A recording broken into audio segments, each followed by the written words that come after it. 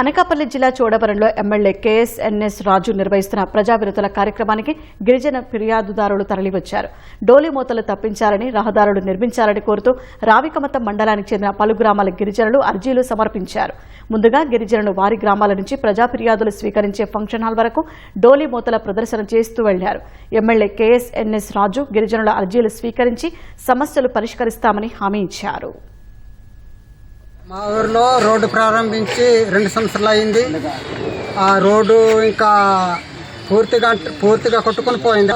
ఇప్పుడు రోడ్డు లేనప్పుడు మాకు గుర్రాలు ఉండే, ఆ గుర్రాలతో మా పిల్లలకి బడిలకు చదివించాలైనా సరే, హాస్పిటల్లో జబ్బులు జ్వరాలు వచ్చినా సరే గుర్రాలతో తీసుకెళ్లే వాళ్ళం. రోడ్డు వచ్చేసింది కదా అనేసి ఇస్తున్నారు కదా అని సర్దపడిపోయి గుర్రాలు అమ్మేసుకొని ఇప్పుడు మళ్ళీ మా పిల్లలకి జోగంపేట 3 కిలోమీటర్లు 4 కిలోమీటర్ల దూరం అలాగా పిల్లలకి దిగబెట్టడం తీసుకురావడం కూడా, పిల్లలు నడవడానికి కూడా బాగలేని పరిస్థితి.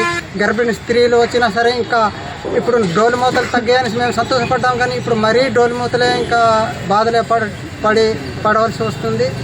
వారికి అడిగినటువంటి ఒకటి, ముందు రాకపోగలికి ఇబ్బంది లేకుండా రోడ్డు, తాగడానికి నీళ్లు, వైద్యం, అనారోగ్యం చేస్తే చదువుకోవడానికి విద్య, ఇలా ఏవైతే వారు చెప్పారో. రెండోది ప్రధానంగా ఇంకోటి భూ సమస్య గురించి కూడా చెప్పారు. ఆదివాసీలకు అండగా తప్పకుండా నేను నిలబడతాను. ఆ గ్రామాలు పర్యటించి అధికారులు తీసుకొని వెళ్ళి ఆ రెవెన్యూ రికార్డుల్లో కూడా ఏమైనా తప్పులు ఉంటే సరిచేసి వాళ్ళకి న్యాయం చేసేటట్టుగా తప్పకుండా నేను చర్యలు చేపడతాను.